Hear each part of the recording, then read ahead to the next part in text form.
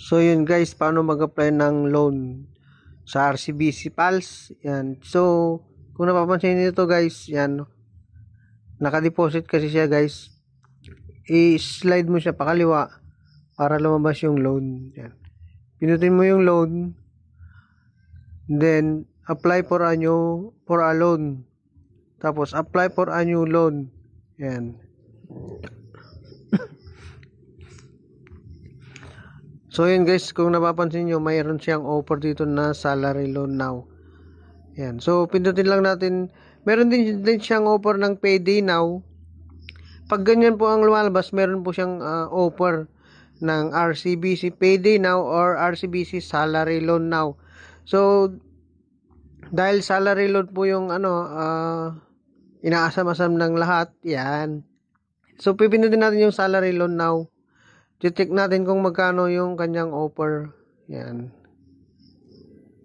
So, ang video na to ay tutorial lang. So, guys, pag ganito, guys, mapapansin nyo, naka-default siya ng 10K. So, kailangan mo siyang pindutin ito. Yan, para maisagad mo siya. Ayun kasi yung sagad niya, yung maximum niya, 36K. So, pindutin mo to, guys. Yan, i-scroll mo ng ganyan. Pagka excited ka, hindi mo na napansin, 10K lang pala yung malulon mo. Huwag mong kakalimutan nito guys, i-slide mo yan pa kanan para ma-pull mo yung maximum. So bali ito yung kanyang summary. Yan. Ang monthly amortization pag ginawa mo yung 36 ay 3,316. Yan. So ang kanyang interest rate ay 0.88. Sa 36,000 meron siyang 360 na service charge. At ang papasok lang sa ATM mo ay 35,640. So naka-payroll deduction siya ng 4. Ibig sabihin po yan, sa monthly amortization mo na 3,3, naka-divide siya ng 4. So per week po yon. Kada linggo po ay 829 po ang deduction per payroll.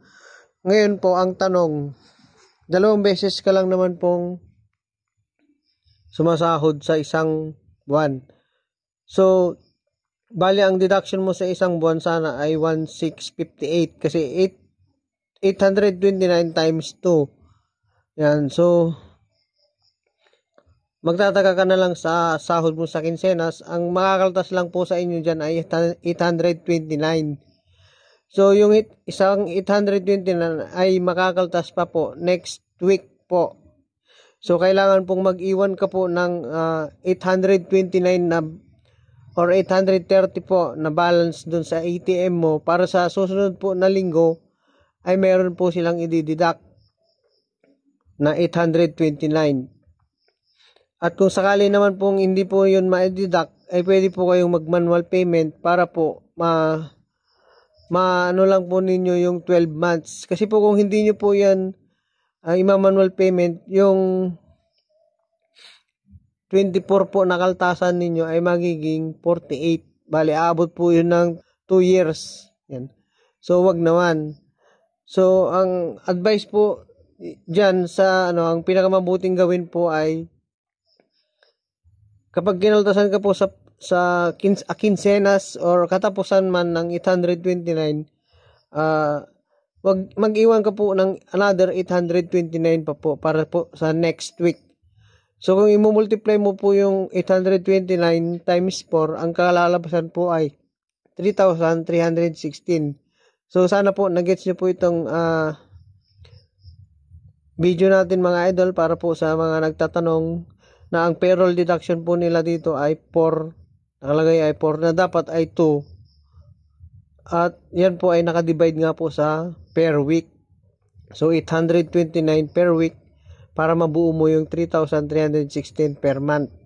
So yun mga idol, hanggang dito na lang tayo. Sana nakatulong tong video na to. Bye bye!